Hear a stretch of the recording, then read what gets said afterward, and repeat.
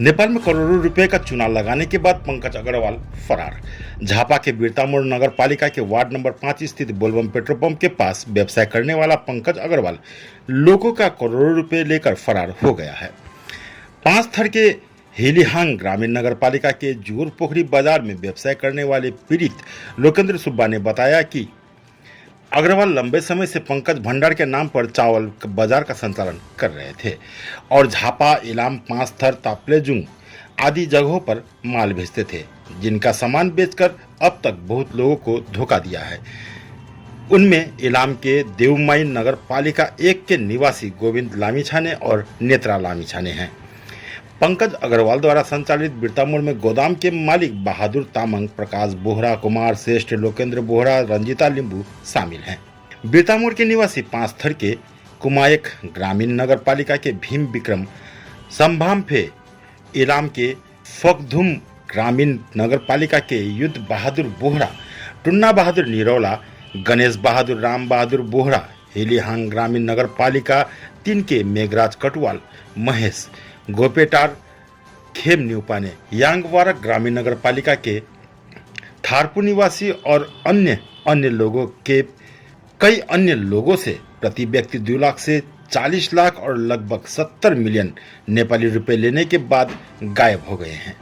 पिता तिलकचंद अग्रवाल द्वारा एवं प्रेमचंद अग्रवाल के पुत्र पंकज अग्रवाल उम्र 43 वर्ष, अनारमनी, 3 बिरतामोड़, वर्तमान बिरतामोड़ नगर पालिका वार्ड नंबर 5 झापा से हैं।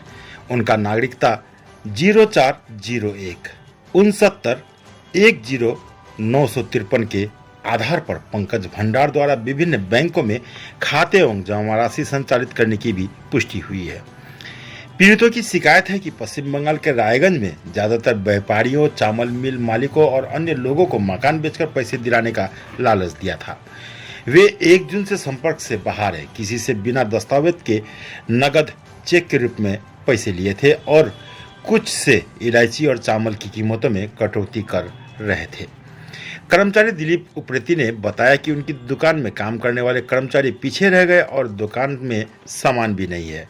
पीड़ित का दावा है कि उनके पिता प्रेमचंद अग्रवाल ने 1-2 महीने पहले उनका मोबाइल नंबर 9817953607 से फोन उठाया था, जिसका इस्तेमाल वो कर रहे हैं और वह यह बहाना बनाकर पीड़ितों को धोखा देते हैं कि उनका बेटा सिलीगुड़ी गया है, इसलिए उन लोगों की मिलीभगत से लोग को फंसा रहे हैं।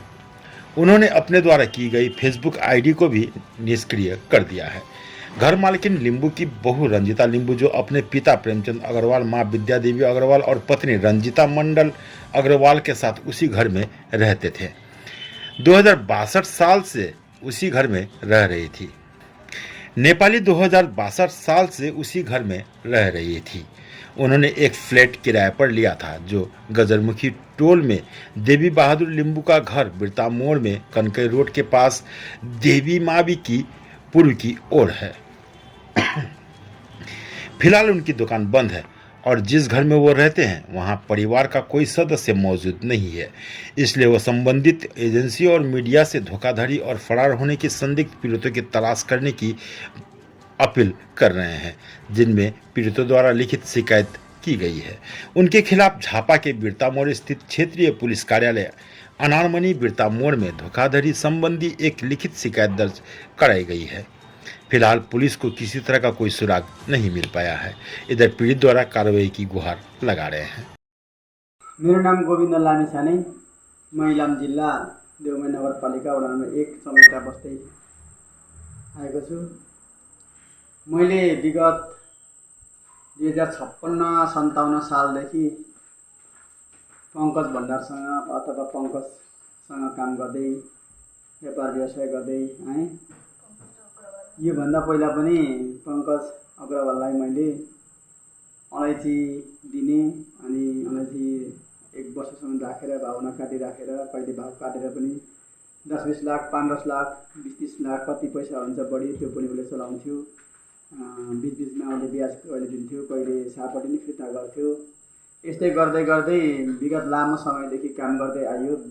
विगत 20-22 वर्षदेखि उसलाई विश्वास गरेर आएको मान्छे अनि म यसपालि 2079 सालको मङ्सिरदेखि चाहिँ म बिर्तामठमै बसोबास गर्दै आएको छु। हाल म महानन्द चोकमा बसी व्यवसाय गर्दै आएको छु। मैले अलिकति जग्गा जमिन बेचबिखन गरेको थिएँ। त्यो जग्गा जमिन बेचबिखन गरेपछि पङ्कजलाई थाहा थियो म यसरी जग्गा बेच्दैछु, यसरी जग्गा बेचेर व्यवसाय गर्ने भनेर पनि थाहा थियो र त्यो सल्लाह पनि उसँग गरेको थिएँ।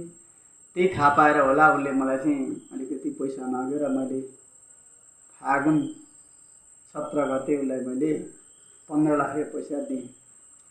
त्यो 15 लाख पैसा चाहिँ मैले अब यो मसलाको उद्योग गर्न खोजिरहेको थिएँ, त्यो पैसा रेडी गरेर राखेको थिएँ। अनि उसले दाइ मलाई पैसा दिनु, तपाईँलाई म ब्याजै भए दिन्छु, नभए घरमा यसो चामल तुमल खाना हुन्छ, यसो सरसफटको रूपमा भनिदिनु भनेपछि मैले चाहिँ कुनै पनि तमासु पनि गरिनँ, कुनै लेखापढी नि गरिनँ। ठिकै छ, अब विश्वास भएको मान्छे हो, त्यस्तो शङ्का पनि लागेन त्योभन्दा पहिला। अब लामो समय काम गरेको, उसको बुवा पनि चिनेको, उसको बहिनीहरू चिनेको, घरमा पनि अब गएर बसेकोले गर्दा शङ्का पनि भएन। त्यही भएर मैले उसलाई चाहिँ अब एउटा विश्वासको भरमा दिएँ। तर पछि चाहिँ यो मान्छे अब कहीँ अब के भयो होला, उसलाई अब कहाँ समस्या पऱ्यो, अब गत साउन 1 गतेदेखि यो मान्छे हराएको रहेछ। त्यो पनि मैले अलिक पछाडि 7-8 गते हल्ला गर्दा होइन होला भन्ने विश्वासै लागेन। पछि सबै साथीहरू भेला भएर छलफल गर्दा धेरै साथीहरूको, पाहाडका साथीहरूको पनि अब व्यवसाय गर्नेहरूको 2 लाख, 4 लाख, 5 लाख, 10 लाख, 15 लाख, 17 लाखसम्म अब खाएको भनेर चाहिँ साथीहरू पैसा दिएको छ, नतिरिकन गयो भनेर चाहिँ अब साथीहरूले कुराकानी गरेपछि हामी सबैबाट बुझा त हो रहेछ। अब हामीले जसरी पनि उसलाई खोजेर अब पैसा लिनुपर्छ भनेर हामी चाहिँ अब सरसल्लाह गरिरहेको छौँ। अब यति दुःखको पैसा हो, यसो गर्न नहुने हो। अब कसरी गर्यो, एउटा माडवारीको छोरो, माडवारी भएर पनि यस्तो काम गर्दाखेरि हामीलाई दुःख लागेछ।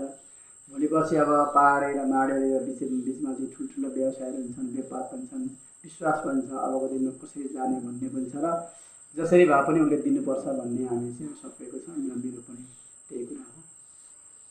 हजुर नमस्कार, म युवराज रेग्मी कृष्ण दानाबाट। पङ्कज अग्रवालसँग करिबन 3 वर्षदेखि हाम्रो निरन्तर कारोबार भइरहेको स्थिति छ र उहाँलाई एउटा बिलको चेक आए पछाडि दोस्रो बिल दिने हाम्रो पुरानै सिस्टम अनुसार कारोबार भइरहेको हो, जसमध्ये एउटा बिलको उहाँले मलाई चेक दिनुभएको छ 1,17,000 रुपियाँ बराबरको, 1,17,500 रुपियाँ बराबरको, र अर्को एउटा बिल छ जुन 1,41,000 रुपियाँको बिल छ, त्यसको मसँग कुनै पनि चेक छैन। यद्यपि मसँग उहाँले साइन गर्नुभएको बिल र उहाँको माल झरेको सबै डकुमेन्टहरू मसँग रहेको छ। जुन मलाई दिनुभएको चेक चाहिँ उहाँको ब्यालेन्स नभएर, माछाको चाहिँ ब्याङ्कको चेक थियो, त्यसमा ब्यालेन्स नभएर बाउन्स भएको स्थिति छ। दोस्रोचोटि बाउन्स भइसकेको छ र तेस्रोचोटि बाउन्सको लागि भोलि फेरि म चेकलाई हाल्दैछु।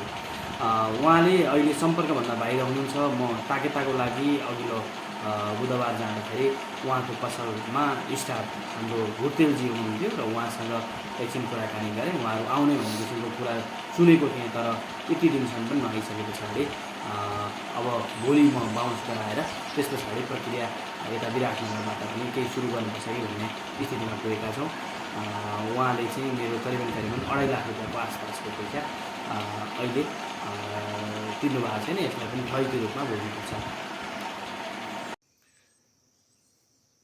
मेरो नाम मेघराज कटुवाल, ब्राकेटमा महेश छ। अब मेरो एउटा सानो जिज्ञासा मिडियाकर्मी साथीहरूलाई, सञ्चार माध्यम तथा मिडियाकर्मी साथीहरूलाई, विगत 77 सालदेखि पङ्कज अग्रवाल भन्ने बिर्तामोडवासी एकजना व्यापारीसँग मेरो सानोतिनो कारोबार हुँदै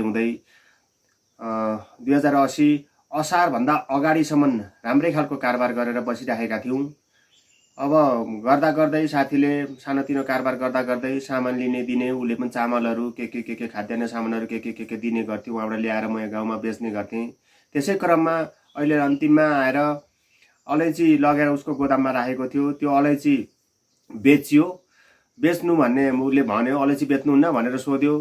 26,000 को दाम हुँदाहुँदै अहिले 28,000 दिन्छु भन्यो। अब 2,000 रुपियाँ बढी बोलेर मलाई अलि आपत पर्यो। मलाई अलैँची दिनुहोस् भनेर अलैँची मैले 971 किलो अलैँची, अनि विगत 79 सालको चैत्र वैशाख गरेर 2 लाख रुपियाँ महिनाको लाख गरेर 2 लाख रुपियाँ पैसा मैले जम्मा गरेको थिएँ। त्यो पैसा पनि अब मसँग भएर होइन, मैले हिमालय ब्याङ्कबाट काटेको 15 लाख रुपियाँ पैसाको किस्ता तिरेर जग्गा धनी पूर्जा जम्मै हिमालय ब्याङ्कमा राखेर काम गर्दै गरेको मान्छे। त्यो पैसाको अलिकति मेरो झापामा अलिकति काम थियो, नानीहरूको बाहिरतिर जानुपर्ने प्लान थियो, त्यो जाने बेलामा अब पैसा चाहिन्छ भनेर मैले जोगाड गरेको थिएँ। 9 लाख रुपियाँ पैसा जम्मा गरेकोमा एकजना छोराको बाहिर जानुपर्ने क्रममा 2 लाख रुपियाँ पैसा नगद लिएँ। अनि त्यस पछाडि फागुन 7 गतेभन्दा अगाडिको सबै हिसाब किताब सकेर बाँकी 2टा बिलमा गरेर 1,84,930 रुपियाँ पैसाको बराबरको सामान लिएको रहेछु। बाँकी रहेको 5,15,070 रुपियाँ पैसा चाहिँ पङ्कज अग्रवाल भन्ने मान्छेले मेरो ठगी गरेर कहाँ फरार भयो। अत्यन्तै दुःख लागेको छ। साह्रै दुःख गरेको पैसा, यदि महिनै पछि ब्याङ्कको किस्ता 27-28 हजार किस्ता तिर्नुपर्छ हिमालय ब्याङ्कमा।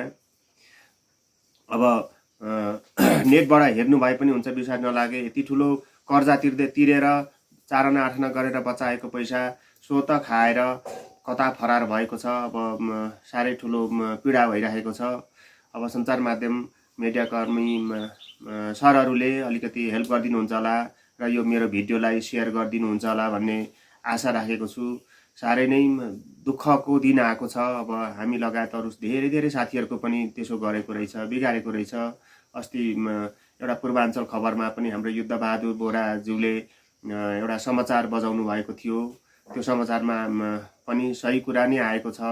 अब उहाँलाई खोजी कसरी हुन्छ, कुना कुनामा देश परदेश इन्डियामा हुनुहुन्छ कि कुन ठाउँमा हुनुहुन्छ, उहाँले राम्ररी खोज तलास गरेर यसलाई सम्पर्कमा ल्याइदिनु हुनेछ भन्ने आशा अपेक्षा राखेको छु। हस्त, धन्यवाद। नमस्कार, म निलम कोइराला, ल्याङ 3 गोपेटार, हाल बेताड 5 पङ्कज खाद्यान्न भण्डारबाट कारबार गरिआएको ग्राहक। म लगायत मेरो बुबा नारद कोइराला 2 जनाले पङ्कज अग्रवाललाई कारबार गर्ने क्रममा चाहिँ मलाई पैसाले अप्ठ्यारो पर्यो, मलाई पैसा चलाउन दिनु पर्यो भन्ने कुरा उसले बताएपछि हामीले चाहिँ